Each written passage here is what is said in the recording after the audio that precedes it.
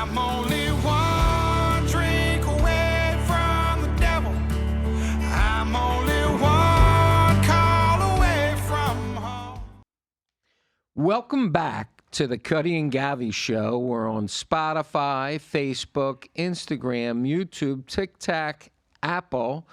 And Govy, I think this is our 19th or 20th episode. And when you get up to 100, we're podcast superstars right now, but we will be really podcast superstars. 20 is pretty amazing, and we're thrilled that we're here. We have Govy, the great Kreskin, who last week is football picks. I think you were 1-1. 2-2. 2-2. Well, 1-1 college, 1-1. Yeah. Yep. All right. So 50%. That's pretty good. So why don't you tell us where you think who's the pick of the week? Who's your pick of the week? Well, I got 2 in college and I got 3 in the pros. I have just hometown Philly. You know, it's a big game. Philly Dallas. You know, that's a division rivalry. I don't like that game. It's a tough. You don't? That's a tough game. 3 points in Philly. Yeah, Okay. You know, there's a lot of I don't know about injuries. Eagles are going to have some back, but Jalen Hurts. but my picks for right now. Let's start with college. I'm going with a team that I don't like, which is Notre Dame. Notre Dame -3 over Clemson. Clemson was the team that I picked last week, and now I'm now a believer that they stink. So I'm going with Notre Dame -3 over Clemson, and then I'm going to go with the midshipmen -6.5. That's Navy over Temple. I truly believe if you bet against Temple every game for the last 6 years, you could buy a condominium in Boca Raton. That's how much money you would have made. That's how bad Temple University is. And in the pros, I like the Tennessee Titans +2.5 over the Steelers, which is tonight. I like the Rams +3. It's a Wednesday night game? There's Wednesday? Tomorrow night. Thursday night. Sorry, tomorrow night. Yeah. I like the Rams +3 over the Packers. Okay. The Packers are no longer the same without Aaron Rodgers. And I like the Chargers -3 over the Jets because this is the time that they're making their mark for a playoff. And this is put up or shut up for the Jets. And they're not that good. They got lucky against the New York Giants. They got a miracle against the New York Giants last week. All the Giants kicker had to do was make a 35-yard field goal, and the game's over. And the guy missed it. So you don't like the Eagles over Dallas? I like the Eagles over Dallas, but I don't know about if they can cover the 3. It could be like a 1-point Yeah, game. it's at home, so 3 points is equal to a home, right? So that's why I guess they're giving 3. So the bookies are calling it an even game. Right. All right, then of course we have baseball. Rangers are 1 game ahead of the They're 1 game away from actually winning for the first time ever, which is big. Big for a team, but for an organization that has never won. You don't get to see that too often. You know, Arizona has won a World Series after 4 years in the league. So Texas. And did you see George W. Bush pitch the first? Throw out the first ball and he bounced it. He wasn't even. He was in the front of the mound. He pitched, he threw it, and it bounced before the plate. Yeah, but the one that counted was when it was in New York after 9/11. That was right. He drilled it 2 years ago. So that shows a little bit of deterioration. No, maybe he's back on the sauce. He might be back on the sauce. How close would Joe Biden have to get to throw a ball? How close would he have to be? Can you imagine? I don't even know. 3 feet. Could he walk to the mound? Could he make it to the mound? Would he know how to get off the mound? Yeah, would he be able to get to the mound, walk to the mound? And then, of course, it's just, I don't know whether it's in the sauce, the water. This year, the refs and the umpires, the calls are just so bad in some of these baseball games and football. It's just crazy. I think they have to start looking into the money. I think that, with this DraftKings and all the other Barstool Sports and all the stuff that you could gamble on. This is kids. This could be a 14-year-old that puts $10 on the game. There is so much money being gambled today, legally, not illegally, that I think that some of these refs and umps, they're making, some are making $200,000 a year to call a holding call. Nobody really questions it. That you get to have it delayed. You ever see these delayed calls where Yeah. there's a touchdown, then all of a sudden you have to look and see that there's a flag down? So, I mean, there's a lot of. I think that you got to really be careful of stuff like that. And I think they need to bring in instant replay as much as have possible. to. As much as possible, even on penalties. Well, especially on the check swing in baseball. Right. I mean, how's a guy at first or third really be able to see I agree. if a guy? I mean, the ball's going 90 miles an hour. The guy's turning a little. How they really make that call, I have no idea. And by the way, it can change the whole game. And if you're playing 162 games and you're sitting there in spring training in March and you already played the whole summer, it shouldn't come down to a guy 90 feet away determining if you It's ridiculous. did something. I agree. So Govy and I, as all our, I think it's over 130,000 listeners now, know we spend hours preparing for this podcast. And yesterday we were talking about our winners and losers, and literally we can devote the entire show to winners and losers.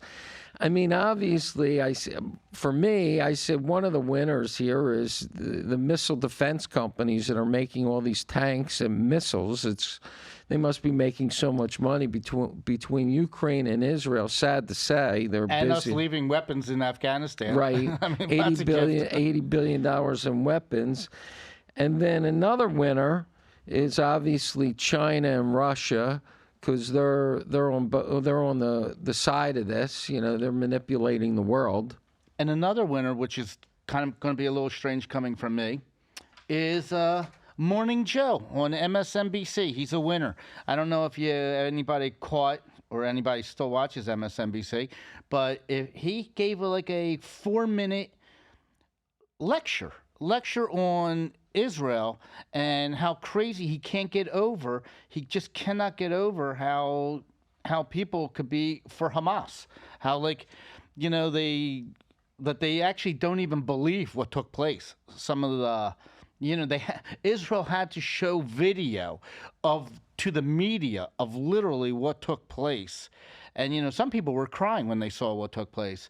And well, that's a good point, because I did see something on Fox News that Fox News actually had their entire staff of broadcasters come in and watch the actual video of the cutting of the heads off and the feed and the murders that went on. They were alive. The children were alive. Children were alive when they cut their hands and feet off. The mother was alive when they put a baby in an oven and turned on the oven, and she heard her baby cry as he's being burned to death. Then they killed her after she witnessed her, like bringing up the Holocaust. So I mean, for a country to have to show a video to get believed in today's times, when the video came from Hamas, they were the ones that were wearing GoPros, a lot of them. And, some was just surveillance videos, but that's ridiculous. Well, you have so many people that are conspiracy theorists that believe, especially with AI now, these videos are manipulated, that they're not actual videos. And, I'm glad it's coming out. I'm glad they showed it to all Fox. I'm impressed with CNN. I never liked CNN, but I watch it, and they're doing a decent job. But the winners also that we talked about are like this Trey Angst, and even the reporters from CNN that are on the ground in Israel. Right. It's amazing. That are in a war-torn area. Would you ever do something like that? If they said to you, Govy, you are a superstar podcaster. We want you and Cutty to go over to Israel and do the podcast in Israel this week with the bombs going off in the background. Would you do it? No. You wouldn't? No. Not for anything. Really? I would like to sit on my sofa and watch them tell me what's going on. I'm a believer. I would try it. Would you? Yeah, I'd do it. Why not? The hell's the difference? Come on, let's take a shot. You wouldn't even go down Kensington to take a look at the thing. I feel safer in Israel, honestly. But you could tell me that one of the winners is the LGBT community. They're no longer. Yeah, it's crazy. The Hamas, they have a specific point of view of the LGBTQ community, and what is that view? They despise the. They kill anybody who's gay. They kill. Right. Shoot or torture or whatever. So Hamas, they kill them, they torture them. So Hamas made an announcement they're no longer going to throw any LGBTQ community members off of any high-rise buildings in Gaza. Do you know why? Why? There's no more high-rise buildings in Gaza. By the way, What a sick joke. We are by sick. the way, the New York Times, that's how they run with stories. They would actually say they're no longer throwing people off of a building, like, because there's no more buildings. Like, when they say that these hostages are being detained, the word detained rather than being kidnapped is crazy. Or how about the hostage that they said was let go, and she was actually rescued? I mean, they used the word freed, and she was not freed. She was rescued. There's a huge difference on the wording that everybody uses. And I think Israel and the United States is losing a propaganda battle with Hamas. Yeah, I'm why they're splitting words like this. It's just talk the way it is. I mean, plain language, and it's really a shame. Also, one of our winners has to be Donald Trump with his position on mental hospitals. I mean, 100%. Donald Trump, it's funny. He is like the great Kreskin. He says things that everybody, when they hear it, they're like, "Oh my God, I can't believe he said that." But then, if someone else, if a Democratic member would actually do what he said, then it's okay. So, for instance, mental institute. Democrats are so worried about all these guns that are the violence, the guy in Maine, all the shootings. The last 17 mass shootings were all people that had mental illness. It's a mental problem. And Donald Trump's calling it out. He's saying, let's put the homeless that are mentally ill into mental hospitals now. And get them help. Get them help. If they can put you back into society, great. But he has to get them off the street, and he's for that. I think that's just a no-brainer. He was also the one that said, build a wall in the southern border. That was like against. He also said they're spying on my campaign. I mean, everything the guy that people called him out for is turning out to be true. It's crazy. He also called out the corruption of Ukraine and Hunter Biden. And he got impeached over that. Right. Terrible. So now we have... And now, by the way, people do miss him. Now the mean tweets, now that they see what they had in 3 years, 2.5 years, they get to see how much they really do miss a little mean tweet every now and then. And many of the Democrats are liberal Jewish people, and obviously now they're not feeling safe with all the stuff going on in campus, and that's my first loser of the week. What's going on these campuses, Columbia, all these campuses, every one of them. It's just Ivy League especially. Because that's disappointing. That's your like, you're looking at your creme de la creme, and here it is. You can have Penn, Columbia, Cornell, Harvard. I mean, I'm just naming that all. Princeton's a winner just because you don't really hear of Princeton or Brown right now. Those. By the way, it's Gen Z. That's so you want to know the generation. That's where, they're a loser. That whole generation is a loser as far as I'm concerned. And I think these colleges are real losers because they're supposed to teach the kids how to conduct themselves and be successful in the world. And allowing this hate speech, not free speech, on campus is horrible. Years ago, I was Children's Hospital of Philadelphia, which at the time was the #1 hospital in America. I gave them a large gift, and I had the opportunity to pay it off over 5 years. And they made me sign a legal document. It was essentially like a loan document that if I didn't pay this gift, the proportionate amount over 5 years, I don't know whether the school put it in their budget to use the hospital put it in their budget to use the money. But I had to sign this legal document, and this legal document had the right to sue me if I didn't pay the gift. But not only that, it had a lot of these ethics clauses. And I'm wondering now, because I'm watching this guy, Leon Cooperman. He's a famous hedge fund guy. He gave $50 million to Columbia. And I'm wondering if he has some of these scumbag lawyers, personal injury attorneys, who are a lot of them are my friends, but they're essentially in a field where they're ambulance chasers and they're doing things. I wonder if these documents that Leon Cooperman and the rest of the world signed, where they gave these large gifts over time, had ethics clauses where they could claw back this money. If Columbia starts to get sued in all these places that get sued by these hedge fund guys that gave hundreds and billions of millions of dollars, where, in that document it says the school has to adhere to certain religious rights and free speech and this and that. I don't know what the words are. But if they start getting sued and there's big cases and there's class action against these universities, are they going to change their stance on this? Well, that's free a real speech? interesting point, because you got Ron Lauder from SD Lauder, you got Bill Ackman from Harvard. Each of these institutions. I mean, I would say, why would you? Let's say you're in year one of your money. Why would you want to give more? You should be able to get out of it. How can you give another 4 years to something that is against your whole being? Govy, that's a perfect point. You've spelled it out a lot better than I just did. If I have 4 more years left to give my whatever amount of money it is, and now they're doing this crap on campus, You should be allowed to get out. I want to get out. I don't want to support that school That's anymore. not your views anymore. No. They're the ones that changed the views. And I want my money back because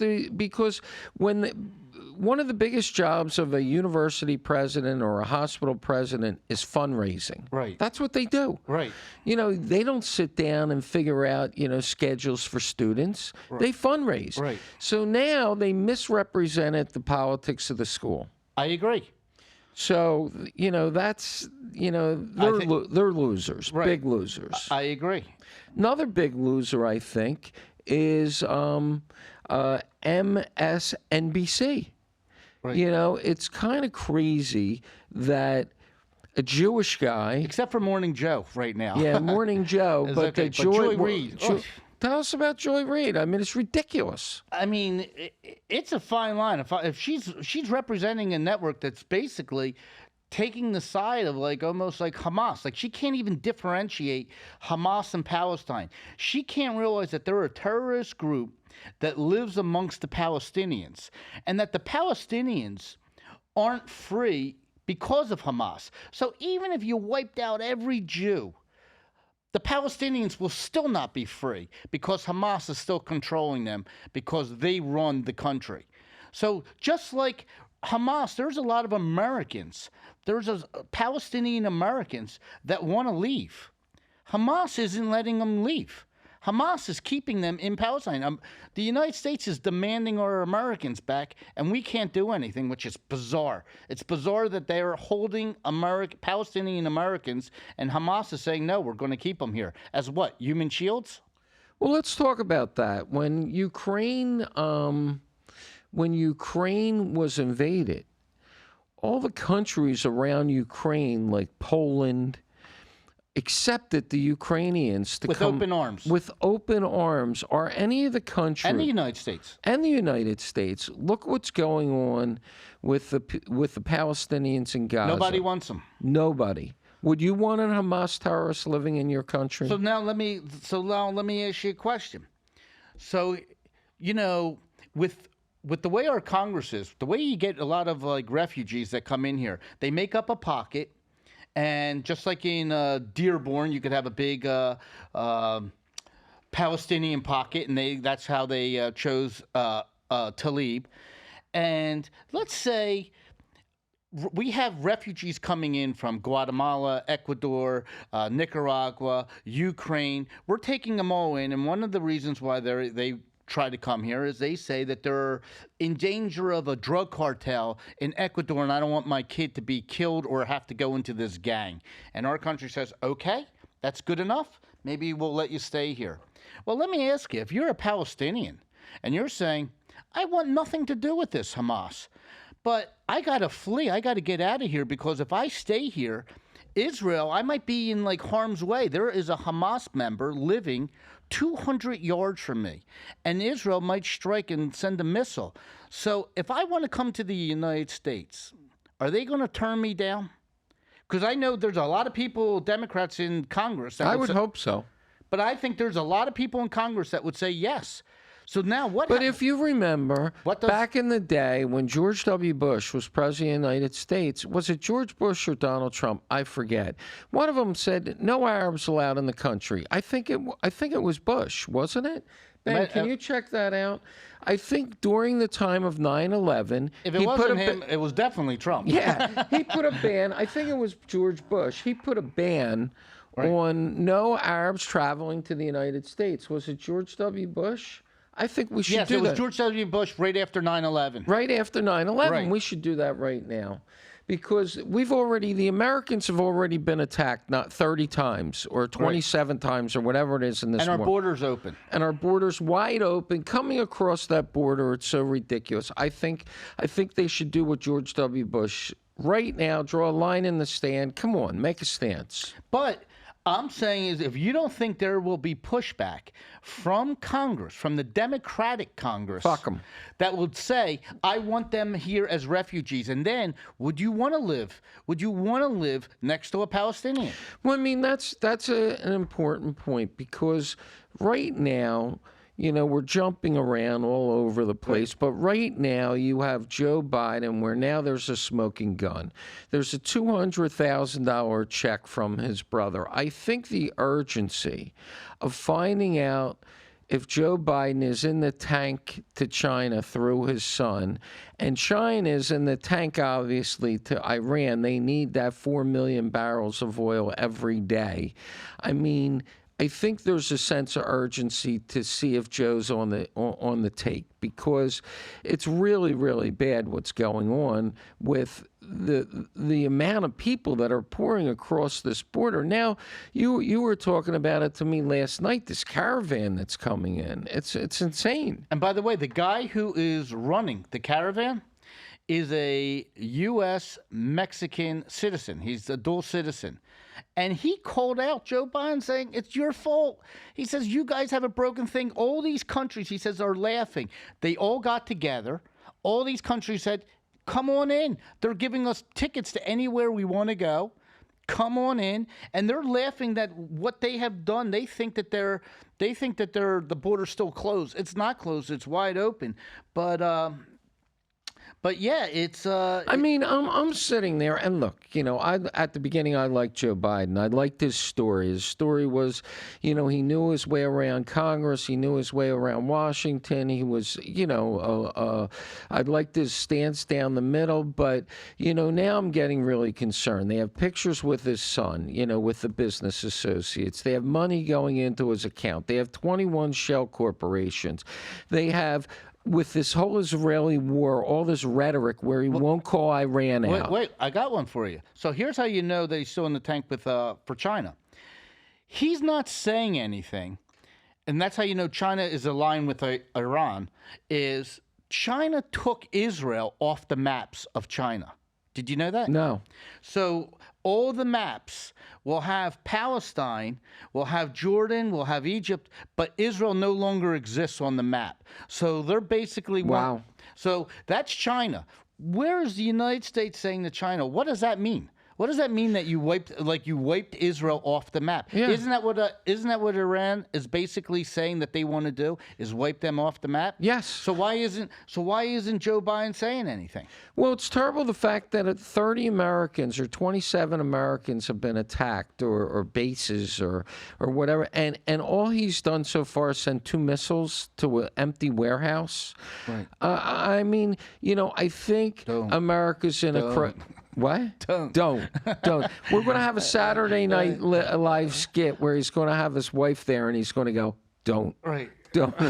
Or he's going to say to Hunter, don't. How many times? Don't. How many times do you think he said to Hunter, "Don't do it"? And Hunter said, "Just one Don't. more line. Don't. One more line." But I mean, I think America's in crisis. Is this president compromised? If he's not, he's not. But now's the time. He's got to turn everything over, and he's got to say whether it's, what does China have over this guy that now all he's saying on TV is we're supporting Israel. He sends 2 aircraft carriers over there, but he hasn't done shit to defend anything. No, because China has him. And we got to get to the bottom line of that. We need to get to the bottom line because China is immediately. with Iran, and Biden is basically he's right. He has to do something. And by the way, all this stuff. He's the guy who mentioned the word MAGA extremists. The word extremists. They use that on the podium 100 times. And when Peter Doocy of Fox News asked the press secretary, Jean-Pierre, asked her, are these people that are protesting against the Jews, the Palestinians, are any of them extreme? And she couldn't say yes. But yet She's terrible. But MAGA, I think she's everybody the that's worst. MAGA is an extremist. And they're basically, they divide the country where Republicans, except I think there's a lot of people right now, and there's most of all the Jews are waking up knowing who's on their side, who's not. There is no more guessing. That's the one thing that came out of this. Jews know one thing. They know who's on their side and who's not on their side. Well, look, I'm Jewish. I'll tell our 130,000 listeners or whatever we have now, 135,000. But I have never felt uncomfortable being a Jewish person. Now I do. I never realized that you see all these people on campuses that are saying words, kill the Jews. Can you imagine 10,000 people standing on the steps of Columbia screaming, kill all black people? Grand Central Station. The Kill all airport black in Russia. people. How about the airport where they tried to, when a plane... Yeah. I mean, it's just crazy. And I was talking to my daughter about this, and she's over 30. She went to Columbia, and and she's as liberal as the day is long. I'm waiting. I can't wait to hear that word. No, I voted for Trump. I can't wait to hear that. And Sam, vote for Trump. You know what she said to me, and I'm going to read it off of my paper.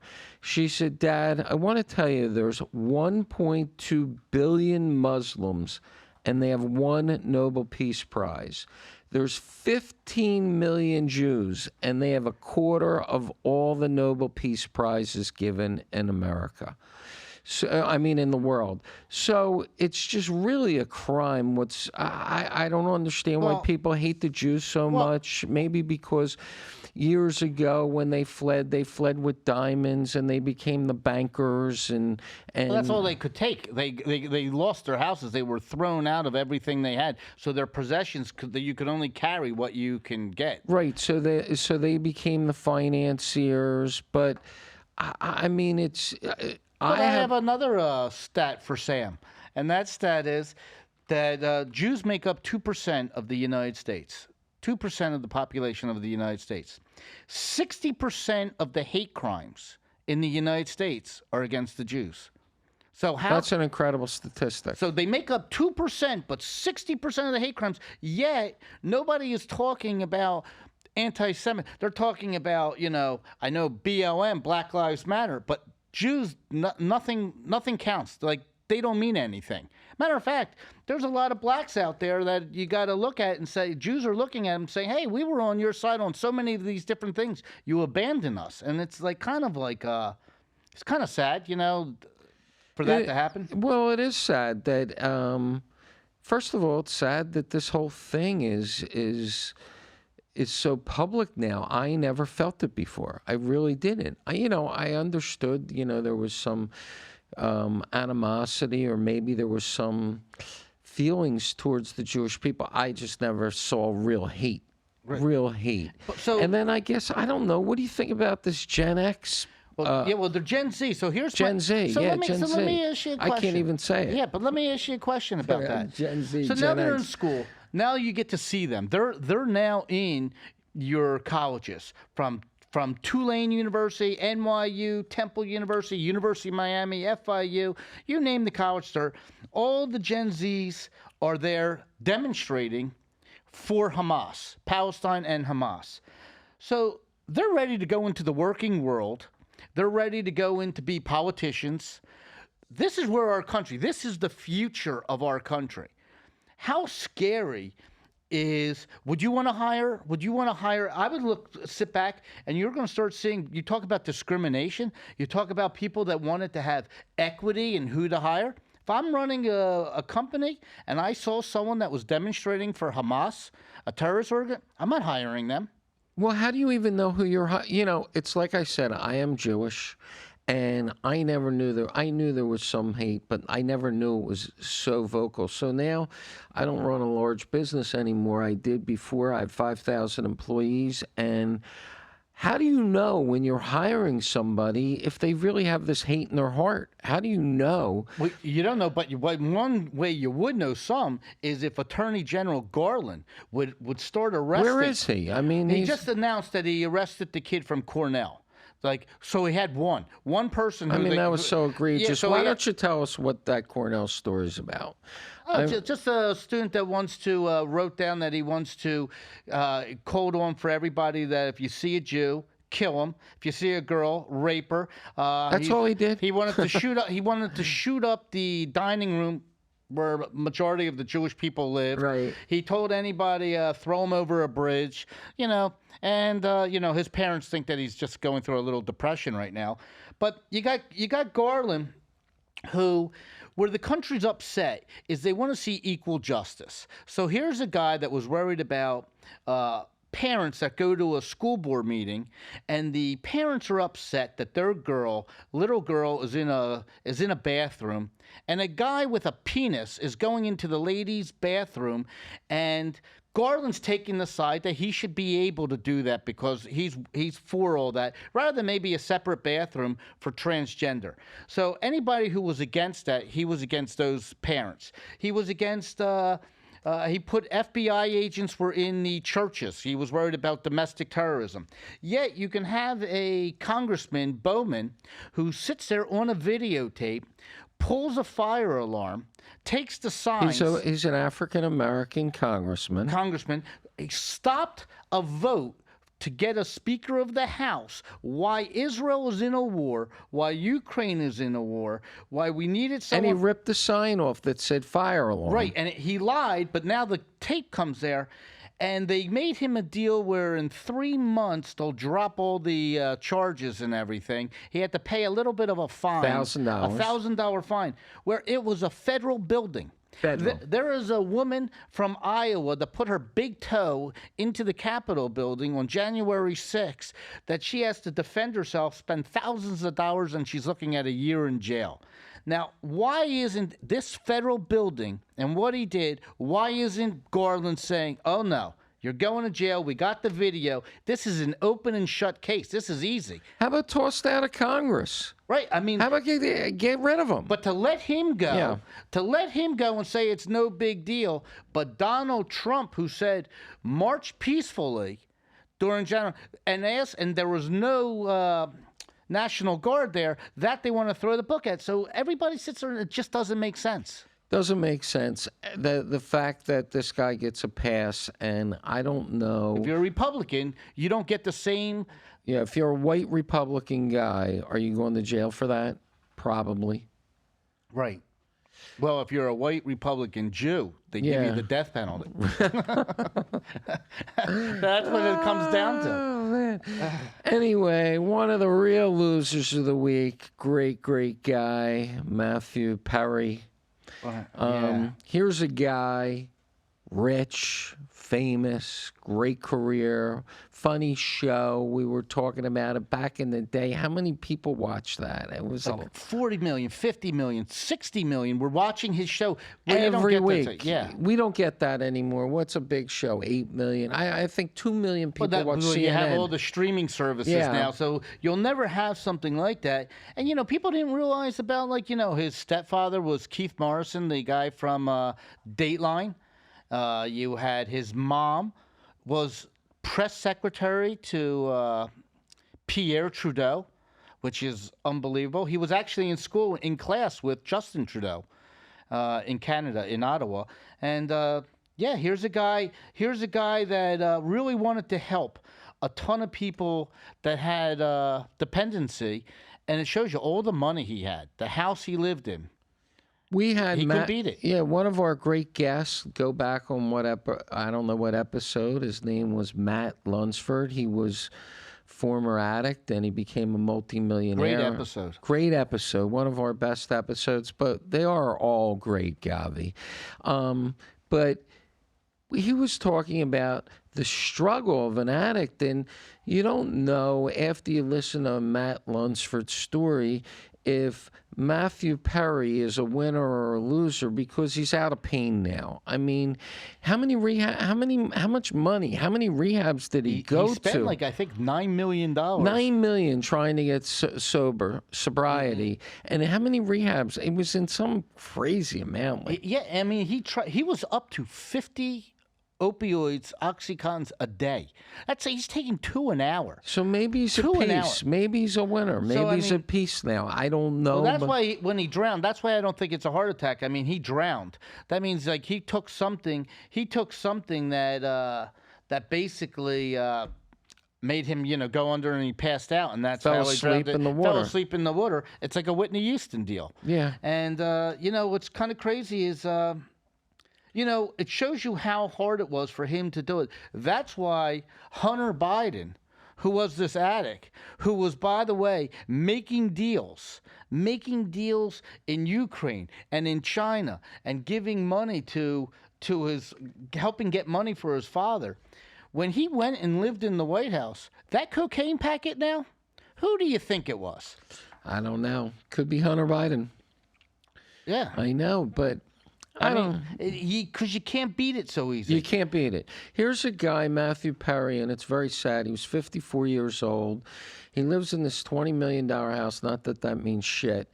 But he had this addiction, and he died alone. He died alone. I mean, whether it was drugs, he's in this jacuzzi, played pickleball in the morning, he died alone. He spent $9 million trying to get sober. He was in 50 rehabs, and he dies alone. And he was inspiration for people. That's the sad part is there's a lot of people that looked up to him to say, if he can do it, I can do it, or something like that. Now it kind of looks back and saying, if he can't do it, who can? Who can? I mean, this guy has unbelievable. I mean, I saw this Jennifer Aniston on TV talking about him. She was on the show Friends with him. And, by the way, she's so gorgeous. Why can't she get a guy? I mean, does she have a hygiene problem or something? I'm looking at this Jennifer Aniston. I'm like, why don't you have a fucking guy? I mean, you are behind. It is bizarre. Does she have a hygiene problem? I don't Is know. there something? She is. Does she not shower? I don't know. She's really pretty, and it's like that is amazing. I mean, it really is. I mean, amazing. she's got that. The whole look, the hair, the legs. She's never been married. I know but she gets these guys. They last 6 months. I don't know whether she's a complete bitch or what her story is. I mean, but she just can't keep a guy. Anyway, he had all these great friends. Didn't that guy leave her at the altar in Friends? Yeah, Rachel Green yeah. And then didn't she go out with Brad Pitt? She went out with Brad Pitt for a while, right? But I think he wanted to get back. Were they married? Were they married, Brad Ben? But I think Brad. I don't know if they were married, but I'm looking up right here, and it says that Jennifer Aniston would love a relationship, but she has no interest in marriage. Ooh, I'm a candidate. Jennifer, right here. But you got to tell me if you have a hygiene problem. I mean, I need to know in advance. But she was I drive a small car, She was married to Brad Pitt from 2000 to 2005. All right, okay. I'm glad we cleared that up. Now, our last, I don't know if it's a winner or a loser, is California, Govy, raised minimum wage to $20. Now, you and I are on different sides of this. I'll let you go first, and then I'll pipe in. Well, I'm going to win this one, so maybe you should go because I'm against it. I think it's stupid. I think it's the dumbest thing in the world. Why don't you lay the foundation and explain? Okay. $20 for what? So they raised the minimum wage in California that Newsom signed in. It goes into effect, I think, today. That it's for all fast food restaurants, only fast food restaurants, and only fast food restaurants that do not make their own bread on the premises. So that means Subway.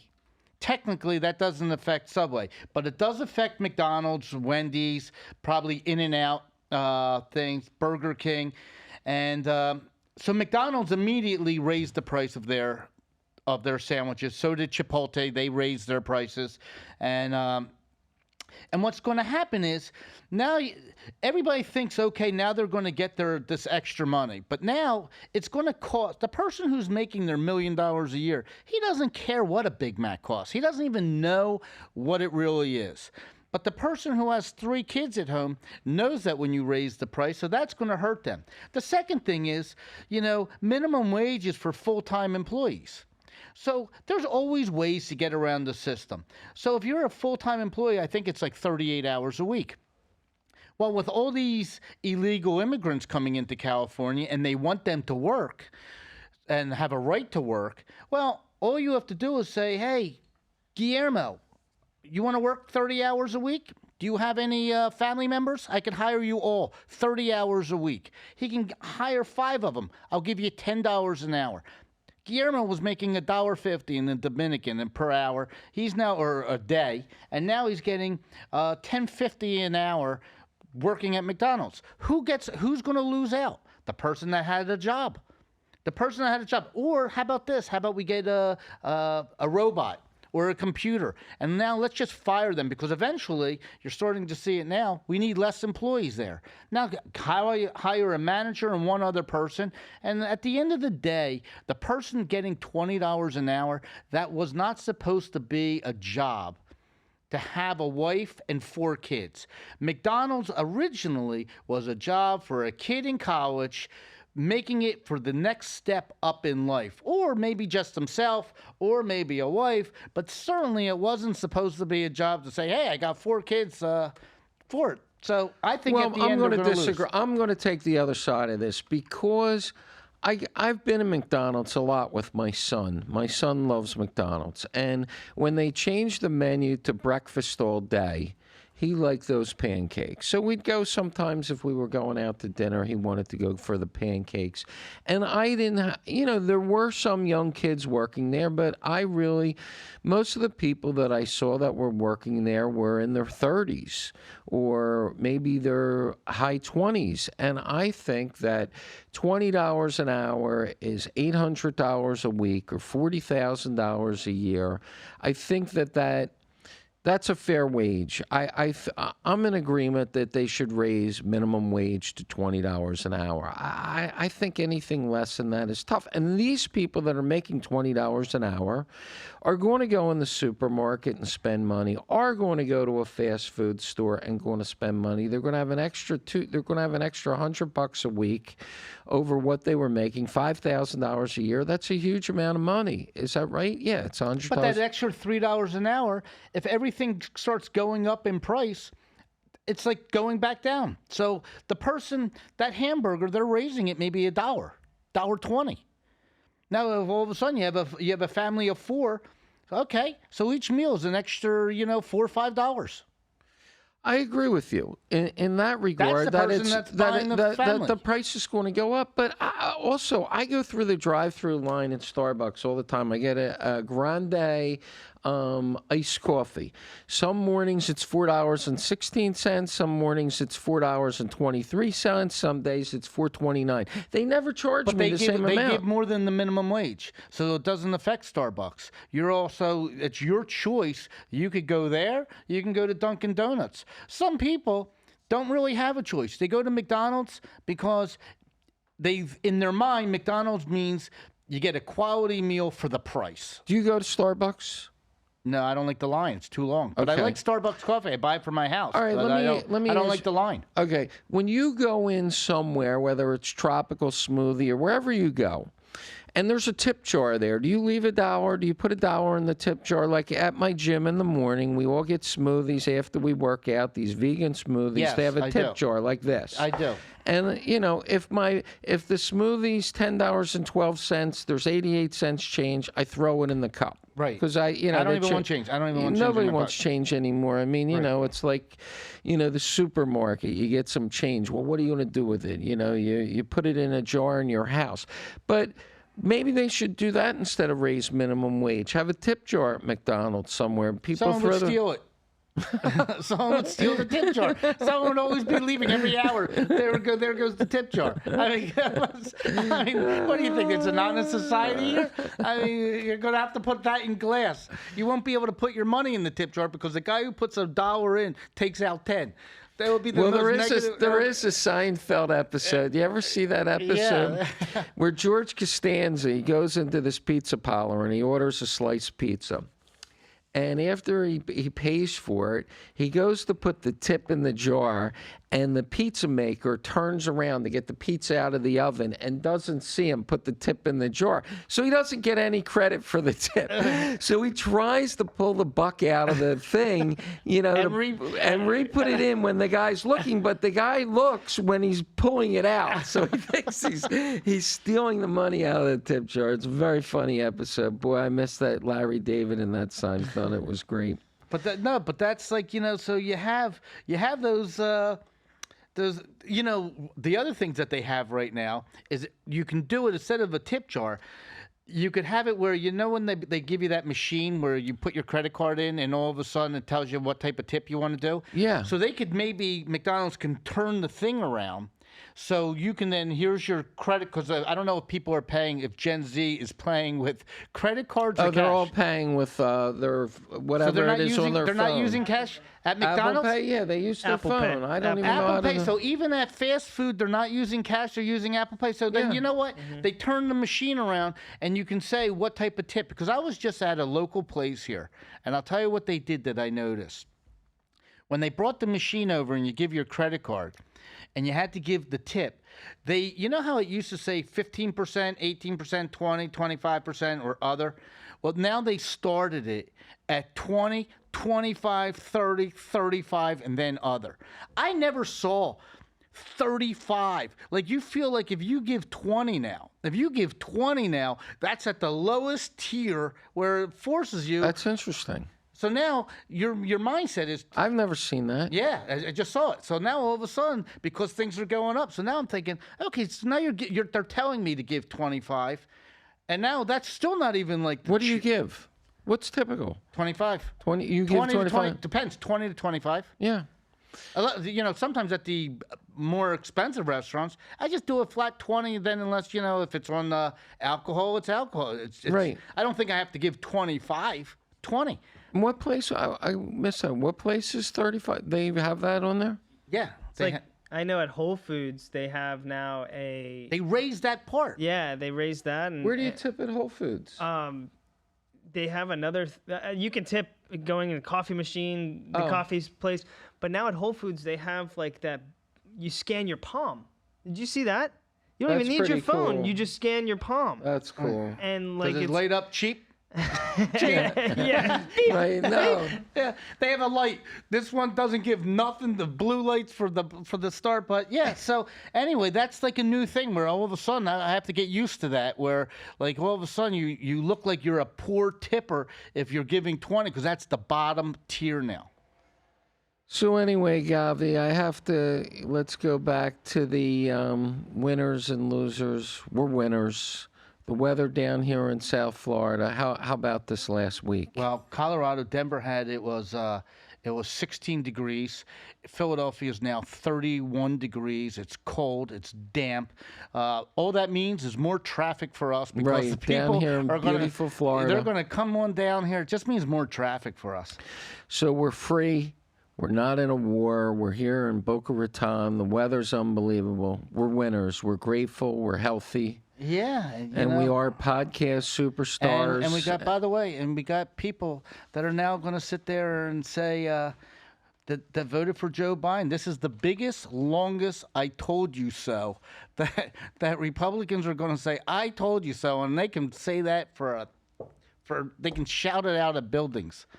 So we are on Spotify, Facebook, Instagram, YouTube, TikTok, Apple, and Instagram.